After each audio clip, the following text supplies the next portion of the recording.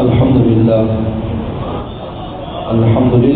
نحمده ونستعينه ونستغفره ونؤمن به ونتوكل عليه ونعوذ بالله من شرور أنفسنا ومن سيئات أعمالنا من يهده الله فلا مضل له ومن يضلل فلا هادي له ونشهد أن لا إله إلا الله وحده لا شريك له ونشهد أن سيدنا وسندنا وحبيبنا وشفيعنا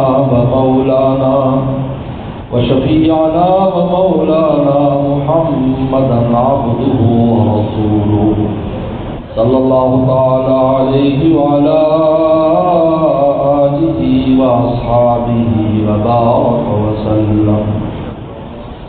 أما بعد فأعوذ بالله من الشيطان الرجيم. بسم الله الرحمن الرحيم. شهر رمضان الذي أنزل فيه القرآن هدى للناس وبينات من الهدى والفرقان. وقال تعالى: بسم الله الرحمن الرحيم. إنا أنزلناه في ليلة القدر وما أدراك ما ليلة القدر. ليلة القدر خير من ألف شهر.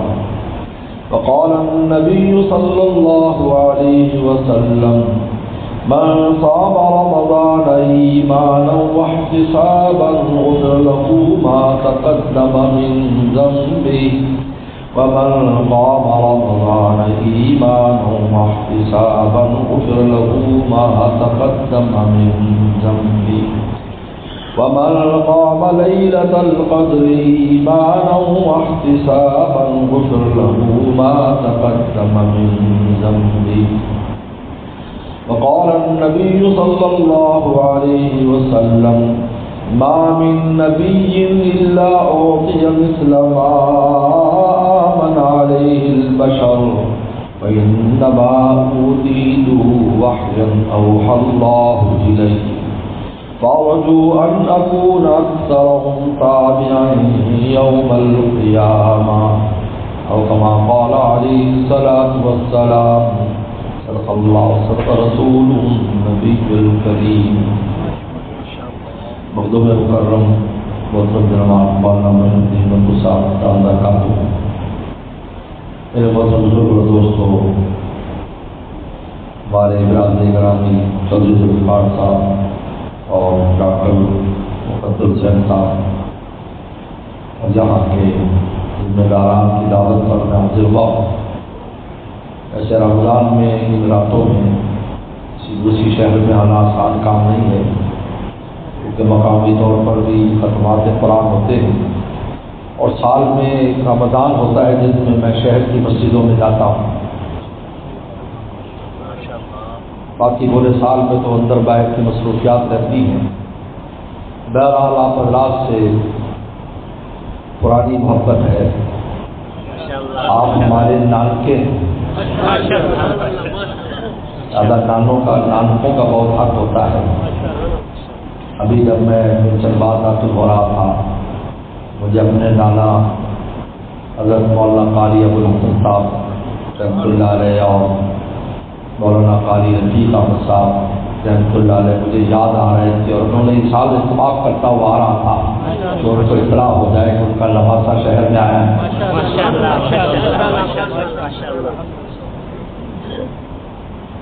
میں سب سے پہلے تو مبارکباد پیش کرتا ہوں کہ اللہ تعالیٰ نے اپنے فضل سے اس مسجد میں قرآن مجید کی تکمیل کرائی.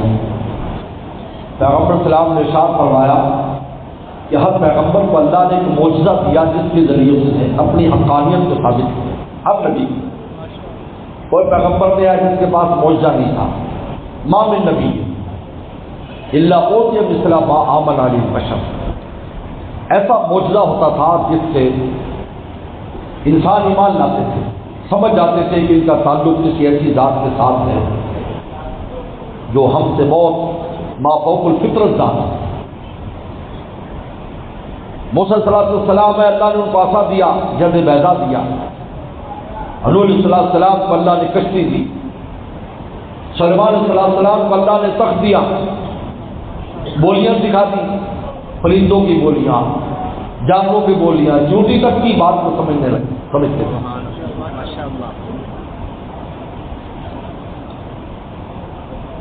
عیسیٰ علیہ السلام کو اللہ نے معجزات عطا فرمائے، اور نے فرمایا ہر نبی کو معجزہ دیا گیا، جس معجزے کی وجہ سے لوگ اس پر ایمان لائے۔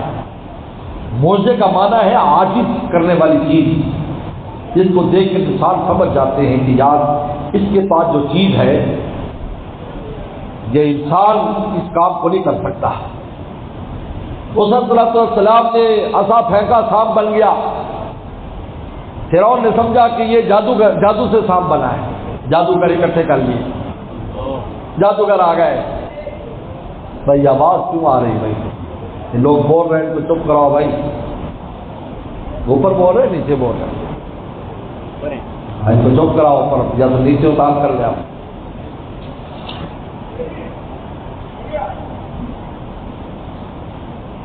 جادوگر اکٹھے کر لیے، جادوگر نے بھی کام آسان سمجھا، رسیاں اکٹھی ہو گئی، ڈنڈے آ گئے، جادو کیا۔ اچھا جادو رسی اور ڈنڈوں پر نہیں ہوا، لوگوں کی آنکھوں پر ہوا، سمجھا، ہل رہے ہیں، انہوں نے کہا دیکھو سارے سام بن گیا، سام بن گیا۔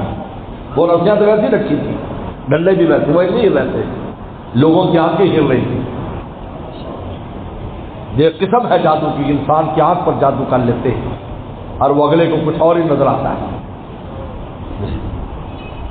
افلاطون کے بارے میں لکھا ہے کتابوں میں کہ یہ اس کا بڑا ماہر تھا، اس فن کا، مسمرزم کا۔ تو بادشاہ کو دعوت دی، تو بادشاہ نے کہا یہ افلاطون میری کیا دعوت کرے گا؟ وہ تو سائنسدان ہے، فقیر ہے، ہر وقت ہی کام میں لگا رہتا ہے۔ وہ ایسے لوگ جو یہ سائنسدان وغیرہ ہوتے ہیں، ان کی اگر ذاتی زندگی دیکھ لو تو عجیب و غریب ہے، وہ ہر وقت بس پوچھے میں گھسے رہتے، انہیں اپنا بھی ہوش نہیں ہوتا۔ لیکن دعوت کی، جب دعوت کی اور دسترخوان بچھایا اور اس پر جو کھانے لگائے تو حیران ہو گیا بادشاہ کہ یار ایسا کھانا تو ہمارے یہاں بھی نہیں پکتا۔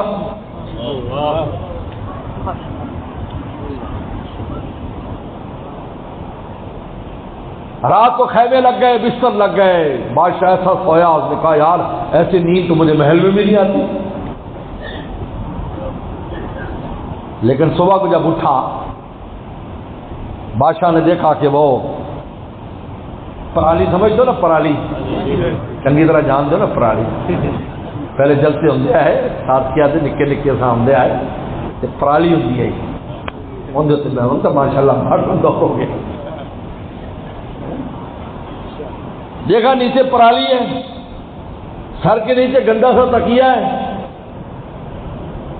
حیران ہو گیا کہ یار یہ اتنا نرم بستر یہ کیسے ہو گیا، مجھے اس پر ایسی نیند آئی۔ اور اس کو کہا کہ یار رات کو نے مجھے کیا کھلایا، تو بقایا لایا تو وہ دال چنے اور اس قسم کی چیزیں تھیں۔ انہوں نے کہا یار وہ تو رات تو مرغے نظر آ رہے تھے۔ کہا کہ یہ میں نے اپنی قوت خیالیہ کے ذریعے تم پر ایسا اثر کیا کہ دال بھی تمہیں مرغا معلوم ہو رہی تھی اور پرالی بھی تمہیں دل پر معلوم ہو رہی تھی۔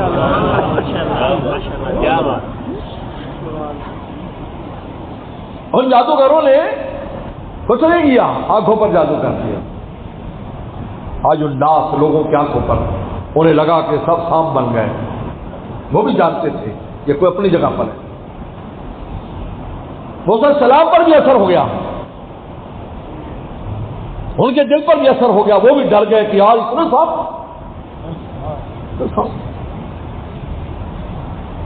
کہا کہ موسیٰ السلام کا جو ڈرنا تھا نا، یہ بھی جادوگروں کی ہدایت کا ذریعہ بنا ہے، یاد رکھو۔ اس لیے کہ انہوں نے کہا کہ اگر یہ جادوگر ہوتا تو یہ سمجھ جاتا کہ اس کی کوئی حقیقت نہیں ہے جو ہم نے کیا ہے، لیکن یہ عام لوگوں کی طرح، جس طرح لوگوں پر اس بات کا اثر ہے کہ یہ سب رسیاں جادو سے جو ہے یہ سانپ بن گئے ہیں، ان پر بھی ویسے اثر ہوا، معلوم کہ یہ ہمارے قبیلے کا بندہ نہیں ہے، اگر ہمارا ہوتا ہماری فراڑ بازی کو سمجھتا، لیکن اس پر بھی خوف ہے اور ان کا رنگ پیلا ہو گیا ہے اور پریشان ہو گئے ہیں، اور پھر مولا سے رابطہ کیا کیونکہ مقام کلیم پر تھے تو مولا سے رابطہ کیا۔ اس لیے محدثین نے لکھا ہے کہ پیغمبر سلام جو پہلی وحی پر ڈر گئے تھے، یہ ڈر بھی اہل کتاب کو ایمان لانے کا راستہ بتاتا تھا کہ ڈرنا دلیل ہے کہ یہ پیغمبر نے اپنی طرف سے بات نہیں کی، باقی کو واقعہ بھیجا ہے۔ ایمان کا ذریعہ بنا سمجھدار لوگوں کے لیے، سب سے پہلے حضرت خدیجہ الکبریٰ رضی اللہ تعالیٰ عنہ کے لیے کہ اگر یہ اپنی طرف سے بنا رہا ہوتا تو ان پر یہ ڈر کی کیفیت نہ ہوتی۔ معلوم کا کوئی ایسا واقعہ ضرور پیش آیا ہے کہ 40 سال عمر گزارنے والے اتنے بہادر قریشی علم و فضل کے پہاڑ وہ اس طریقے پر خوف زدہ ہو جائیں، یہ دلیل ہے کہ کوئی ایسا واقعہ ضرور پیش آیا ہے جو مولا کی طرف سے ایمان کا ذریعہ بنا۔ یہ موسیٰ صلی اللہ علیہ وسلم کو دیکھا ڈر گئے،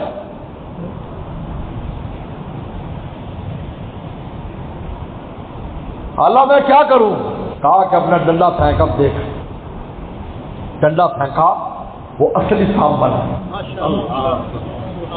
اصلی سانپ، اور نہ صرف سانپ بنا بلکہ ساری رسیاں اور ڈنڈے نکل گیا۔ جب پکڑا تو چھوٹا سا ڈنڈا تھا، اس کے پیٹ میں ہزاروں رسیاں اور ہزاروں جو ہے اس کے پیٹ میں ڈنڈے تھے۔ جادوگر سمجھ گئے کہ یہ جادو نہیں ہے، ضرور اس کے پیچھے کوئی بہت بڑی ذات ہے، یہ معجزہ ہے۔ عاجز ہو گئے مقابلہ کرنے، عاجز ایمان لے آئے۔ ہمارے والد صاحب رحمۃ اللہ علیہ ایک بڑی خوبصورت بات فرماتے تھے، مولانا نیاز احمد صاحب، یہ پلے باندھنے والی کہ اپنی اولاد کو جاہل نہ رکھو، دین نہیں پڑھا سکے تو دنیا کی تعلیم کچھ دو، وہ بھی کل کو علماء کی اچھی بات سمجھ لے گا، جاہل آدمی نہیں سمجھتا، وہ کوئی بات اس کی غلط ذہن میں بیٹھ جائے تو اس کو آسان نہیں ہے سمجھانا، الا یہ کہ بزرگوں کی صحبت اٹھائی ہو تو الگ بات ہے، وہ تو جاہل رہتا ہی نہیں ہے، جب اللہ والوں کے پاس رہتا ہے تو اسی سے سیکھ جاتا ہے۔ بڑے بڑے لوگ جو لکھنا پڑھنا نہیں جانتے تھے لیکن بزرگوں کی خدمت میں رہے تو بڑے بڑے علماء بھی ان کے سامنے آ کر بیٹھا کرتے تھے، لیکن فرماتے تھے ہمارے والد صاحب کے دین اگر تمہارا بچہ نہیں پڑھ رہا، حافظ نہیں بننا چاہتا، عالم نہیں بننا چاہتا، کوئی بات نہیں، اس کو اسکول کی تعلیم دلا دو، کیونکہ تعلیم انسان میں ایک جلا پیدا کرتی ہے، اس کی عقل کی پالش کرتی ہے، اس کے ذہن کو صاف کرتی ہے، وہ سرد گرم کو سمجھنے لگتا ہے، زمانے کی رفتار کو سمجھتا ہے، اور پھر یہی دلیل دیتے تھے کہ یہ جادوگر پڑھے لکھے جادوگر تھے، شعبدہ باز نہیں تھے، اس لیے ان نے موج اور جادو میں فرق کر لیا، انہوں نے کہا آمنا برب موسیٰ، ہم موسیٰ کے رب پر ایمان لاتے۔ اگر شعبدہ باز ہوتے، جاہل ہوتے، لوگوں کو ویسے کرتب دکھانے والے ہوتے، کبھی فرق نہ کر سکتے، جس طرح فرعون نے فرق نہیں کیا تھا بادشاہ ہونے کے باوجود، لیکن جادوگر نے کہا کہ نہیں اے فرعون، یہ جادو نہیں ہے، ہم جادو کو جانتے ہیں، جادو کی حقیقت سمجھتے ہیں، یہ جادو نہیں ہے، یہ کوئی اور ہی چیز ہے، اس کے پیچھے وہ بڑی ذات ہے کہ جس کے کائنات قدرت جس کے ہاتھ میں۔ تو پیغمبر صلی اللہ علیہ وسلم نے فرمایا کہ ہر نبی کو اللہ نے معجزہ دیا، جس معجزے کی بنیاد پر لوگ ایمان لاتے تھے، لیکن جب پیغمبر دنیا سے چلا جاتا تھا تو معجزہ کام چھوڑ دیتا تھا۔ موسیٰ علیہ السلام کا ڈنڈا بہت دیر تک رہا ہے، آپ تفسیر پڑھیں، جب حضرت طالوت علیہ السلام کو اللہ تعالی نے بادشاہ بنایا بنی اسرائیل میں، اور داؤد علیہ السلام ان کے ایک فوجی تھے، تو اس وقت کہا کہ داؤد جو ہے، اس داؤد کے حق ہونے کی دلیل اس زمانے کے پیغمبر نے کہا کہ تمہارے جو تبرکات تھے، جن میں موسیٰ علیہ السلام کی پگڑی بھی تھی اور جس میں ہارون علیہ السلام کی پگڑی بھی تھی اور موسیٰ علیہ السلام کا عصا بھی تھا، وہ یہ دوسرے لوگ مشرکین لے کر چلے گئے تھے، وہ فرشتے لے کر تمہارے پاس واپس آئیں گے، جب وہ تبرک تمہارے پاس واپس آ جائے گا پھر دیکھنا کہ تمہیں خدا کس طرح ان کفار پر غلبہ دیتا ہے۔ تو دو فرشتے اس کو لے کر آئے، وہ تبرکات میں کیا تھا؟ موسیٰ علیہ السلام کا وہ عصا بھی تھا، حضرت عیسیٰ علیہ السلام، ہارون علیہ السلام کی پگڑی، کپڑے، جوتے، جو بھی تبرکات تھے وہ ان کے اس کے اندر تبرکات تھے. تو میرے دوستوں پھر اس کے بعد طالوت علیہ السلام نے پھر جالوت پر فتح پائی اور یہ سارا واقعہ پورا قرآن مجید نے اس کو بیان کیا ہے. تو وہ عصا موجود تھا لیکن سانپ نہیں بنتا تھا. سانپ نہیں بنتا. سلمان سلام کا تخت بھی کافی عرصہ رہا ہے لیکن ہوا بھی نہیں اڑتا تھا. لیکن آپ نے کیا ارشاد فرمایا؟ اللہ نے مجھے جو معجزہ دیا سب سے بڑا معجزہ. ویسے تو 300 سے زائد معجزات ہیں رسول اللہ صلی اللہ علیہ وسلم کے اور ہر معجزہ ایسا جو ایک امتیازی معجزہ ہے. چنانچہ وہ غزوہ حدیبیہ کے واقعے میں جس میں پیغمبر سلام کے انگلیوں سے چشمے جاری ہوئے تھے جس میں 1400 یا 1500 صحابہ کرام نے اس پانی سے وضو کیا تھا اور جانوروں کو بھی پلایا تھا. اس کے بارے میں محدثین نے لکھا ہے کہ موسیٰ علیہ السلام نے پتھر پر ڈنڈا مارا اور اس پتھر میں سے چشمے جاری ہوئے. کہا کہ پتھروں سے تو چشمے جاری ہوتے ہیں, سارے چشمے پتھروں سے نکلا کرتے ہیں, خود زمین پر نہیں نکلتے, پہاڑی علاقوں سے چشمے نکلا کرتے ہیں. پتھر کو پانی کے ساتھ مناسبت ہے اور پتھر سے چشمے جاری ہوتے ہیں. موسیٰ علیہ السلام نے مارا, وہ چھوٹے سے پتھر سے 12 چشمے جاری ہو گئے لیکن گوشت میں سے کبھی چشمہ نہیں نکلتا, گوشت میں سے خون نکلا کرتا ہے. گوشت رسول اللہ کا معجزہ حضرت موسیٰ علیہ السلام کے معجزے سے اونچا تھا کہ آپ کی انگلیوں کے اندر سے چشمہ جاری ہوا ہے. میرے دوستو سب سے بڑا معجزہ فرمایا انما اوتیت وحیا اللہ الیہ. میرا سب سے بڑا معجزہ یہ قرآن مجید ہے جو اللہ نے مجھے دیا ہے. فارجو نکون اکثر تابع یوم القیامہ. لہذا مجھے امید ہے کہ قیامت کے دن سب سے زیادہ میرے ماننے والے ہوں گے کیونکہ میرا معجزہ میرے بعد بھی رہے گا. آج معجزہ موجود ہے. آپ کیا سمجھتے ہیں یہ حافظ قرآن کا مصلی پر کھڑے ہو کر قرآن سنا دینا اور آپ کا سننا یہ ایک روٹین اور نارمل چیز ہے؟ نہیں, کبھی نہیں, کبھی بالکل بالکل. اللہ کی وحی تو وہ ہے کہ فرشتوں پر عام وحی ہوتی, قرآن بیان کرتا ہے, فرشتے بے ہوش ہو جاتے, سن کر بے ہوش ہو جاتے, کلام الہی. پھر جا کر ان کو ہوش آتا ہے تو پوچھتے ہیں بھائی کیا حکم ملا. ہر ایک کو پھر حکم مل جاتا ہے کہ جاؤ بھائی فلاں گھر میں روٹی پہنچا دو, فلاں مدرسے میں بکرا پہنچا دو, فلاں مولانا صاحب کی دعوت کراؤ. میرے مرشد فرماتے تھے لوگ کہتے ہیں کہ مولوی لوگ مرغے بہت کھاتے ہیں. میرے مرشد سے شاہ کی بختر صاحب کسی نے پوچھا مولوی لوگ مرغے بہت کھاتے ہیں. فرمایا کہ بھائی اللہ کے لیے مرغے بھی استاد کے سامنے یہی بنتے ہیں. استاد کے ساتھ مرغے بنتے ہے تو انہوں تجربہ ہے مولوی قاریاں ہے. خیال اب تو اچھا زمانہ اب تو نہیں کرتا, اب تو مار نہیں بلکہ پیار, اور پیار میں سارے فارغ تنظیم ہو گئے. مار کے بغیر تو پڑتا بھی کان نہ کھینچے جب تک. حضرت عبداللہ ابن عباس کے شاگرد تھے اسود, بڑے مشہور عالم ہیں, بہت بڑے عالم ہیں, بہت بڑے عالم. بھاگ جایا کرتے تھے, حضرت نے زنجیر بندوا دی تھی تو بھاگے نہ, پھر اپنے زمانے کا بہت بڑے مفسر بنے. تو فرمایا کہ مرغے بھی یہی بنتے ہیں بھائی. جب یہ مرغے بنتے ہیں جن کے پیٹ کو مرغوں سے مناسبت ہو جاتی مرغے خود کھینچے چلے آتے.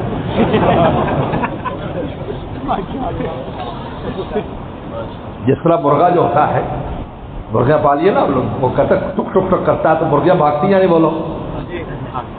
یہ بیچارے مرغے بنتے رہے ہیں تو یہ بھی مرغے والی صفت پیدا ہوگی, ساری مرغیاں میں دوڑی چلی جاتی, ساری مرغیاں دوڑی آتی, بھاگی آتی. فرشتے عام وحی جو آتی, عام وحی بے ہوش ہو جاتے. اور یہ قرآن مجید تو معجزہ ہے. سن رہے ہیں, پڑھنے والا پڑھ رہا ہے, سننے والے سن رہے. پڑھنے والے کے لیے مشکل نہیں, سننے والے کے لیے مشکل نہیں. اس لیے قرآن نے کہا وَلَقَدْ يَسَّرْنَا الْقُرْآنَ لِلذِّكْرِ. ہم نے آسان کیا اس قرآن مجید کو, ہم نے, یہ آسان نہیں ہے, ہم نے آسان کیا. حالانکہ یہ اپنی تو نسبت کی تو مت سمجھو آسان ہے, تمہیں جو آسان لگ رہا ہے یہ ہمارے آسان کرنے کی وجہ سے، ورنہ معجزہ تو وہ ہوتا ہے جس سے انسان عاجز ہے اس کا مثل لانے پر، پھر معجزہ ہو اور پھر آپ کے سینے میں 30 سپارے جمع ہو جائیں اور ہماری زبان پر جاری ہو جائیں اور ہم بلا تکلف پڑھ بھی لیں اور سن بھی لیں، یہ اتنا آسان نہیں ہے۔ وَلَقَدْ يَسَّرْنَا الْقُرْآنَ، ہم نے قرآن کو آسان کیا ہے، آسان نہیں ہے، جتنا خدا کا شکر ادا کرو کم ہے۔ وَلَقَدْ يَسَّرْنَا الْقُرْآنَ، ہم نے رسول اللہ کا معجزہ تمہارے ہاتھ میں دے دیا، لو بھائی اس معجزے کو لو، رسول اللہ کے معجزے خود یہ فائدہ اٹھاؤ، پوری دنیا کو بھی دعوت دو۔ یہی وجہ ہے کہ آج پورے عالم میں ہدایت پھیل رہی، پورے عالم میں ہدایت پھیل رہی۔ لوگ تو ایسی باتیں کر دیتے ہیں کیونکہ ہم جھوٹا میڈیا دیکھتے ہیں، ہم جھوٹے اخبارات کو پڑھتے ہیں، ورنہ الحمدللہ پورے عالم میں، آپ پورے عالم میں جہاں سے شروع کر لیں، فیجی آئی لینڈ سے شروع ہوتا ہے ہمارا دن اور کینیڈا کے اندر جا کر ختم ہوتا ہے، اور ادھر ساؤتھ افریقہ میں کیپ ٹاؤن پر جا کر دنیا ختم ہوتی ہے۔ پوری دنیا میں جا کر آپ دیکھ لیں، کوئی مسجد خالی نہیں جہاں قرآن سنانے والے نہ ہو، قرآن پڑھنے والے نہ ہو، جہاں مدرسے نہ ہو، جہاں دیندار نہ ہو، جہاں تبلیغ والے نہ ہو، جہاں مدرسوں والے نہ ہو، جہاں بزرگوں والے نہ ہو، کوئی جگہ خالی نہیں ہے۔ وہیں جا کر پوچھ لو 20 سال پہلے کیا حال تھا، 30 سال پہلے کیا حال تھا۔ لوگ اتوار والے دن انگلینڈ میں، آج سے 25 سال پہلے انگلینڈ میں جمعے کی نماز اتوار کے دن پڑھتے تھے کہ ہمارے پاس جمعے کو ٹائم نہیں ہے، جمعہ ہم اتوار کو پڑھ لیتے ہیں۔ لیکن اب آپ جا کر دیکھو، اس انگلینڈ کو جا کر دیکھو، لندن میں ابھی گیا 4 مہینے پہلے، پورا لندن گھوما تو ایسے لگتا تھا لندن میں کہ یار یہاں پر تو سارے ہر طرف مسجدیں نظر آ رہی ہیں، مدرسے اور مولوی اور داڑیوں والے اور جبوں والے اور کوپوں والے نظر آتے ہیں۔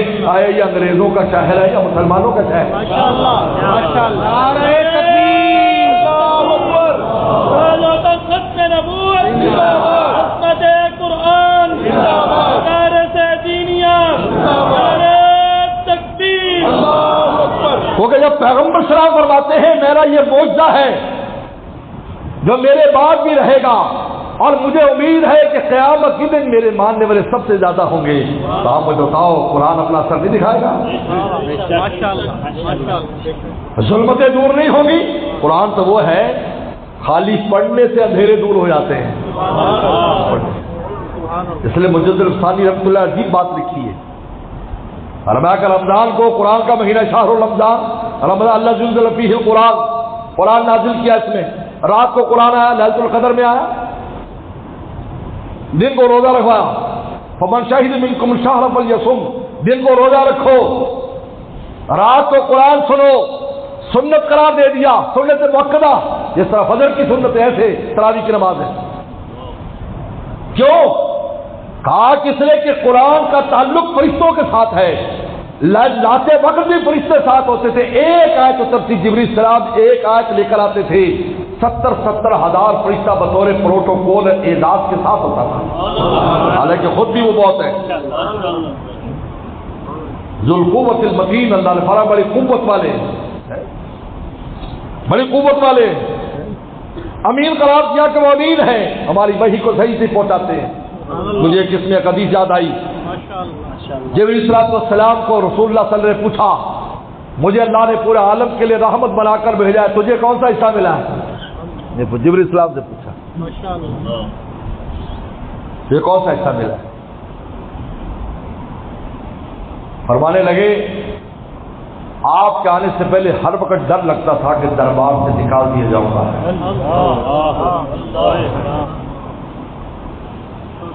کہتے عام انسان کا ڈر کیا ہوتا ہے کہ گناہ نہ ہو جائے، اور کاملین کا ڈر ہوتا ہے کہ کفر نہ ہو جائے۔ عجیب بات ہے، کیونکہ جتنی معرفت بڑھتی جاتی ہے خوف بڑھتا جاتا ہے۔ یہ جو ہم ڈرتے نہیں ہیں یہ دلیل عدم معرفت ہے۔ کو آدمی یہ نہ جانتا ہو کہ تھانے دار کیا کر سکتا ہے، تو تھانے دار تو اونچا بلارا بولے گا، اور اگر کبھی تھانے میں گیا اور وہ 2.5 فٹ کے، سمجھتے ہو اب یہ کتنی بڑی بڑی پارٹیوں والے بڑھ کے مانگتے تھے، 2-3 دن رہ کے آئے، بڑھ کے ختم ہو گئی۔ میں سیاسی بندہ تو نہیں، مولانا ہے، لیکن میری بات خود سمجھ رہے ہیں۔ 2-3 دن رہے، کچھ نہیں کیا، وہ 2.5 فٹ کا نظارہ کرایا، لگایا بھی ایسی جگہ پر جو دکھا نہ سکے۔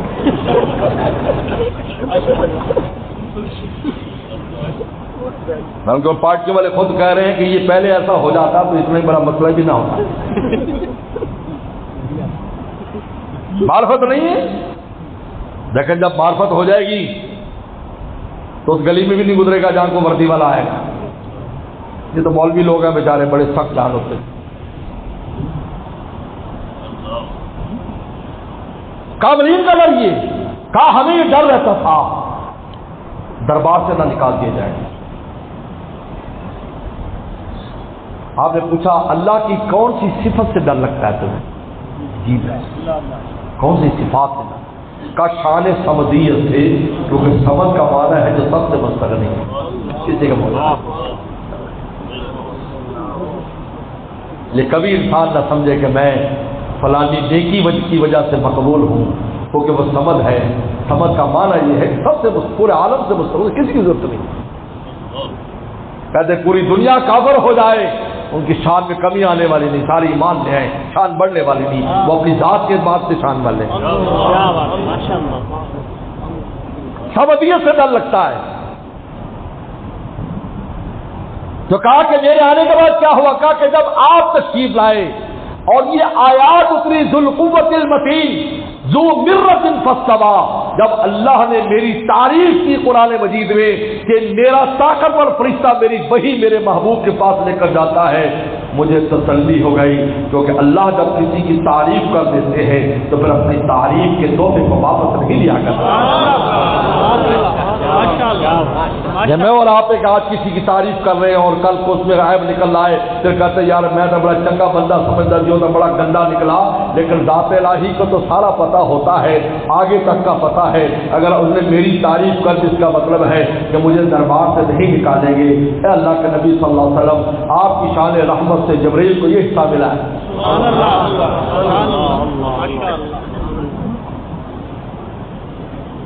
کیا بات ہو رہی تھی وہ؟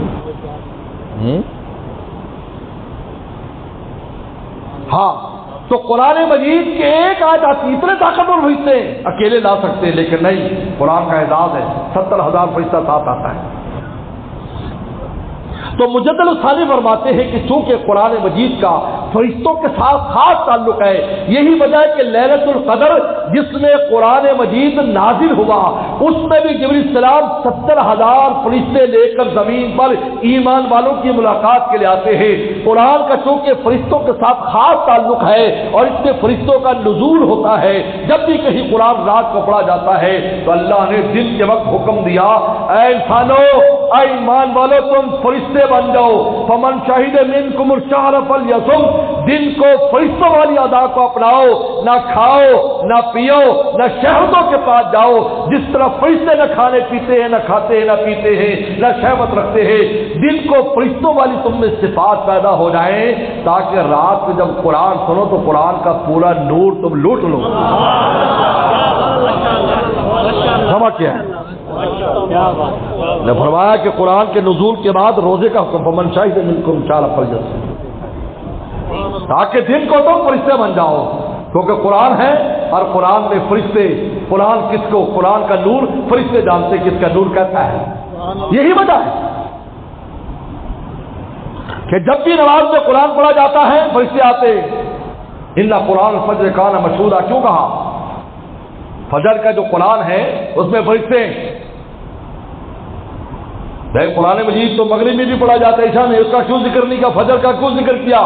لیکن فجر کو دونوں پارٹیاں ہوتی ہیں، آنے والی بھی جانے والی بھی، اس نے ذکر کیا. اور دوسری اثر کے وقت ہوتی ہے، اثر وقت تو جاتی قرآن نہیں ہوتا، اس لیے قرآن فجر کا ذکر کیا کہ یہ وہ ہے جس میں ہمارے آنے والے فرشتے بھی قرآن سنتے ہیں مسجد میں اور جانے والے بھی قرآن سنتے ہیں. تو فرشتوں کا قرآن سے خاص تعلق ہے. اس لیے حضرت مولانا قاسم نانوتوی رحمۃ اللہ علیہ بانی دارالعلوم دیوبند قاسم علوم والخیرات فرماتے تھے، دو کام ہم گناہگاروں کے ایسے ہیں جس کے لیے فرشتے اترتے ہیں، ایک قرآن مجید کی تلاوت ہے اور ایک گناہوں پر رونا ہے. جب مومن تلاوت شروع کرتا ہے اللہ فرشتے کہتے ہیں اللہ ہم اس قرآن کا نور لینے کے لیے زمین پہ جانا چاہتے ہیں. اور جب کوئی گناہگار روتا ہے اے اللہ ہم دیکھنا چاہتے ہیں اپنے گناہوں پر روتا کہتے ہیں. لیکن ان کو تو رونا نہیں آتا، تو گناہ ہی نہیں کرتے تو کیوں روئیں گے؟ ہم گناہ کریں گے تو روئیں گے، خدا کو یہی پسند ہے۔ اس لیے لیلۃ القدر کی سب سے اونچی دعا کیا ہے؟ اللہم انک عفو، اللہ تو معاف کرنے والا ہے، بہت معاف کرنے والا ہے۔ انک عفو کریم، شان کرم رہنے والا ہے۔ فاعف عنا، بس ہمیں معاف کر دیجیے۔ عفو بہت معاف کرنے والا۔ ہمارے شیخ فرماتے تھے یہی اللہ اور بندے میں فرق ہے، کسی بندے سے 2-4 بار غلطی کے بعد معافی مانگے، بلکہ والدین ہی کیوں نہ ہو، وہ کہے گا خبیث تو روزانہ یہ کام کرتا ہے، دفع ہو جائے میرے پاس سے، کتنی دفعہ میں تجھے معاف کروں؟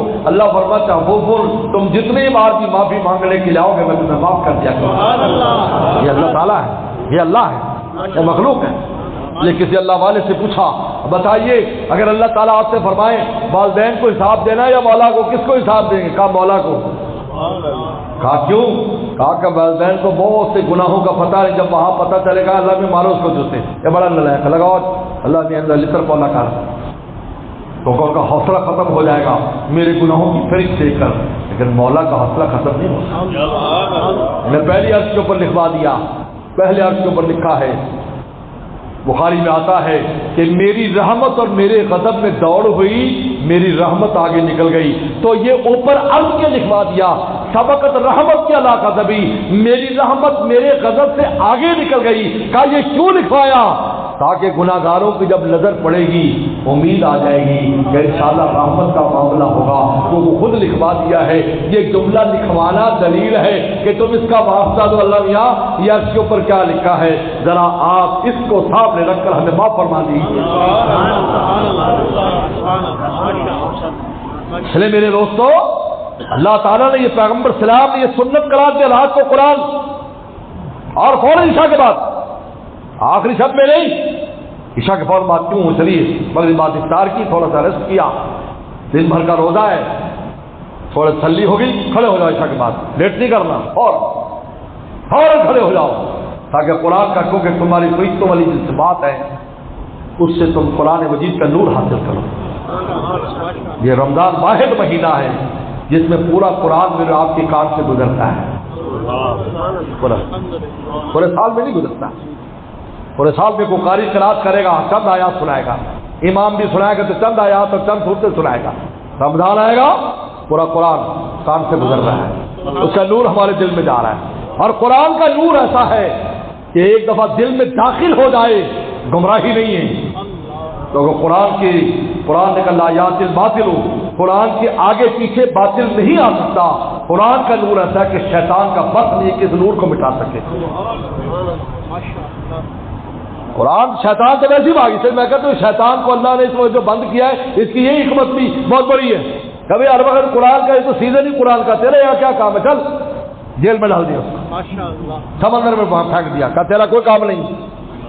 یہ کہا یا باغی الخیر اقبل، خیر کو طلب کرنے والے آگے بڑھو، کیونکہ یہ ان کا شیطان کا سیزن نہیں ہے، جہنم کے دروازے بند ہیں، جہنم دروازے بند، جنت کے کھلے، اس لیے رمضان میں مرنے والا سیدھا جنت میں، کوئی حساب کتاب نہیں، کوئی حساب کتاب نہیں، بالکل مضبوط حدیثوں سے ثابت ہے۔ شک و شبہ کرتے غلط کرتے ہیں، صحیح حدیث ہے۔ علامہ البانی کا بڑا ناصر البانی عربوں میں جی بڑا وہ، اس نے بھی اس حدیث کی تصدیق کی ہے کہ رمضان کے اندر جو فوت ہوتا ہے مومن اس کا حساب کتاب نہیں ہے، کیونکہ جنت کے دروازے کھلے ہوئے ہیں، حساب کیوں لیں؟ یہاں تو بے حساب نوازا جا رہا ہے، بغیر معافی کے معافی دی جا رہی ہے، ہر رات کو آزاد کیے جاتے ہیں، دوزخی دوزخ سے آزاد کیے جاتے ہیں۔ یہ ایمان والا رمضان میں جا رہا ہے، جیسا بھی ہے، حساب کتاب نہیں۔ ملا قاری ملا علی قاری بہت بڑے محدث ہیں، شارح مشکات مرقات بہت بڑی کتاب ہے، ان سے کسی نے پوچھا کہ کیا پھر رمضان کے بعد حساب ہوتا ہے؟ کہا مولا کو تم کیا سمجھتے ہو، جب ایک دفعہ معاف کر دے دوبارہ پکڑ لے گا؟ کسان کے خلاف ہے، کسان کے خلاف۔ اس لیے پیغمبر سلام نے رمضان مانگا 2 مہینے پہلے، اللہ بارک فی رجب و شعبانہ بلغنا رمضان، اللہ رجب و شعب برکت کر دے، رمضان پہنچا۔ کیوں؟ اگر زندہ رہا تب بھی معافی ہے، عید والے دن تو پروانہ مغفرت کا لے کے جائے گا، اور اگر مر گیا تو تیل جنت ہے۔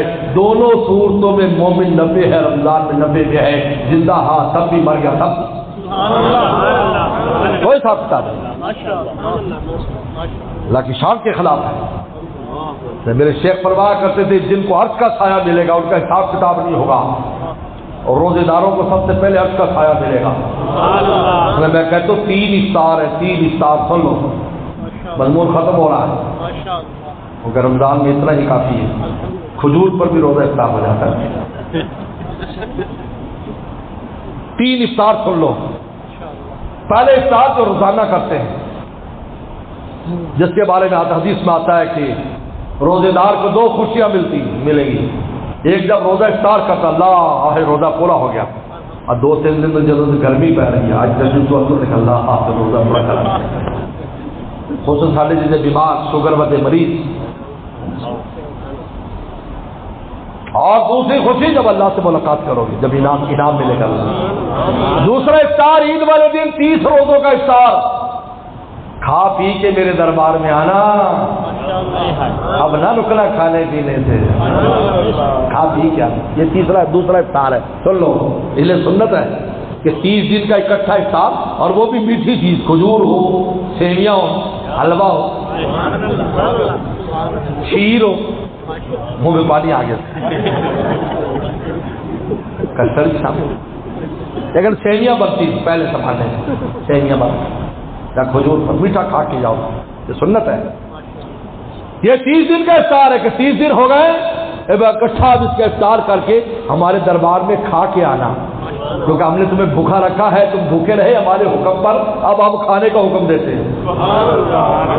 میرے مرشد سے سن لو، ان جذبات کے دوستوں، بڑی کام کی بات، میرے مرشد سے کسی آدمی نے کہا جی روزے سے بھی بڑا عجیب عادت ہو رہی تھی جی۔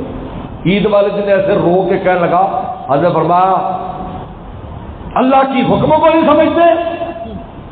اب اللہ نے فرمایا کہ 3 دن تک بندے رہو تو بندے، 30 دن تک بندے رہو تو بندے رہے، جب کھول دیا تو خوشیاں مناؤ۔ وہ چاہتے ہی عید والے دن خوش ہو، ہنسو، بولو، کھاؤ پیو، اور تو روئی جانے کا پچھلے رمضان۔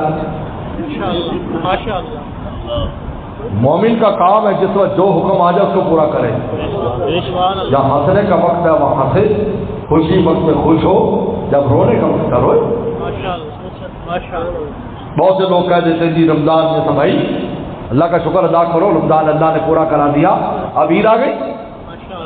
آپ مجھے بتاؤ اگر سکول والے جلدی چھٹی دے دیں، جو سکول کے یہاں لوگ ہوں گے یا ہم بھی اسٹوڈنٹ رہے، جلدی چھٹی ہو گئی کہ فلاں واقعہ ہو گیا، فلاں مسئلہ ہو گیا، چلو جلدی چھٹی ہو گئی، تو طالب علم وہاں مدرسے سے سکول سے منہ لٹکا کے نکلتے ہیں، شور میں چاہتے نکلتے ہیں، جلدی بتاؤ تو سب رہے میں بھی اسکول لیتے ہیں، گھنٹی بج جانی سے بس، پھر بس سے بھی خبر نہیں کہ بچہ کتنے یار عقل لاتے جانا، چھوڑ میں چاہتے جا رہے ہیں۔ تو عید والے نے فرمایا کہ یہ عید والے دن روزہ حرام ہے، میری دعوت کا دن، فرما دی جو آج کھاؤ پیو گے سیویاں تمہاری سمانی نے اگرچہ بنائی ہیں لیکن ہے میری طرف سے، بنائی تمہاری بیگم نے ہے میری طرف سے، یاد رکھو۔ جس طرح حاجی وہاں جاتا ہے، مکہ شریف مدینہ کھاتا ہے، کہا یہ تو اپنے ریال سے بظاہر خرید رہا ہے، نہیں بھائی یہ ہے میری طرف سے، میں پہلے ہی تیرے وہاں منچل بعد میں ریال بھیج دیے تھے کہ وہ ساتھ لے کے آنا، ورنہ تو کہاں حج پہ آ سکتا تھا، میں تجھے لے کے آیا جو میرے پاس۔ مکہ میں میرا مہمان ہے، مدینہ میں رسول اللہ کا مہمان، یہ اپنے پیسے نہ تو اپنے پیسے کھا رہا ہے، بلکہ یہ اللہ کے جو دیوے رسول اللہ کی دعوت ایڈوانس تیرے جیب میں ڈال دی، جیسے گورنمنٹ کا کوئی بندہ جا رہا ہو تو کہا بھائی آپ پیسے لے تاکہ وہاں کھانے پینے کی تجھے تنگی نہ ہو، تو وہ گورنمنٹ کا کھاتا پیتا ہے۔ اللہ فرماتے ہیں میرے گھر میں آؤ گے، یہ ہماری دعوت ہوگی، اگرچہ تم اپنا خرچہ کرو گے تمہارے اس رزق میں ہم نے پہلے سے ڈال دیے تھے، بھلا تو کیسے نکالتا پیسے، ہم نے توفیق دی، تو مر جاتا 15 لاکھ 11 لاکھ دیتے ہوئے، لیکن ہم نے ہمت دی، توفیق دی، تیرے پاس پیسے دیے کہ تو نے پیسے جمع کرا دے اور حج کے لیے آ گیا۔ اللہ فرماتے ہیں یہ ہماری دعوت کا دن ہے، عید کا دن، ہماری طرف سے کھاؤ پیو، روزہ حرام ہے۔ اچھا تیسرا افطار، مفسرین کہ انما یوفی الصابرون اجرهم بغیر حساب کی تفسیر میں لکھا ہے کہ قیامت میں اللہ تعالیٰ جب حساب کتاب کے لیے عرش کے سامنے لوگوں کو جمع کریں گے تو اعلان ہوگا امت محمدیہ کے روزے دار کہاں ہے جنہوں نے 20 سال 30 سال 10 سال جتنی عمر تھی روزہ رکھا، آؤ سب سے پہلے میرے عرش کے نیچے آ کر تم افطار کرو، اس کے بعد اگلا کام ہوگا۔ فرمایا کہ لوگ حساب کتاب کے لیے کھڑے ہوں گے، امتیں کھڑی ہوں گی، بے روزے دار، یہ روزہ نہیں رکھتے لوگ معمولی باتوں پر، سن لو کان کھول کر، روزہ لگا کے آ جاؤ، کہتے ہیں ٹھنڈے ٹھار شربت پی رہے ہوں گے، اللہ کے دسترخوان سے کھا رہے ہوں گے، پروٹوکول ہوگا، اعزاز ہوگا، تو مجھے بتاؤ اس کے بعد اللہ تعالیٰ یہ فرمائیں گے کہ آ جاؤ ہم تو سا حساب دے دیو، اللہ فرمائے کہ بغیر حساب ہے تو پچھو تو سا نکل جاؤ، جنت سے جاؤ۔ بہت سے لوگ ہوں جن نے لوگوں کے پیسے دینے ہوں گے، لوگوں کے حق دینے ہوں گے، کہتے ہر چیز کا حساب ہوگا، روزے کا نہیں ہوگا، تو 100 ملیر کہتے روزہ میرا ہے، یہ حساب میں نہیں، مجھے فرمایا کہ جنت دے دوں، چھڑ دے بندہ جنت دے ماں، اور کیا جنت، ہمیں تو جنت چاہیے، ہمیں یہ بندہ تھوڑی چاہیے یا پیسے، ہمیں جنت دے دے، تاکہ اللہ تعالیٰ روزے دار کو اس کے دعویٰ کرنے والے کو جنت دے کر راضی کریں گے، روزے دار کو بتائیں گے دیکھ یہ روزہ ایسا ہے جو میرے لیے ہے، میں نے اس کا بدلہ دینا ہے۔ یہ تیسرا افطار ہے۔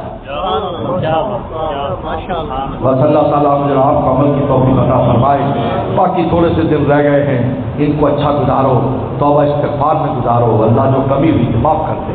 کہتے جب عبادت ختم ہو رہی ہے تو 2 کام کرے، ایک تو توبہ استغفار خوب کرے تاکہ کمی بیشی معاف ہو جائے، اور شکر کرے کہ اللہ تو نے ہمیں جو بھی ٹوٹی پھوٹی تھی آپ نے توفیق دی، کوئی تراویح پڑھ لی، کوئی نماز پڑھ لی، کوئی تہجد پڑھ لی، کوئی صدقہ کر دیا، یہ وہ ہے، اور جو کمی بیشی ہے اس کو پوری کرنے کی بھی کوشش کریں۔ 2-3 دن رہ گئے، اللہ مجھے آپ عمل کی توفیق دے، واہ الحمدللہ۔ میں دعا کرا مولانا سنا ٹھیک ہے، دعا کرا دیں کہ اللہ ہو رہی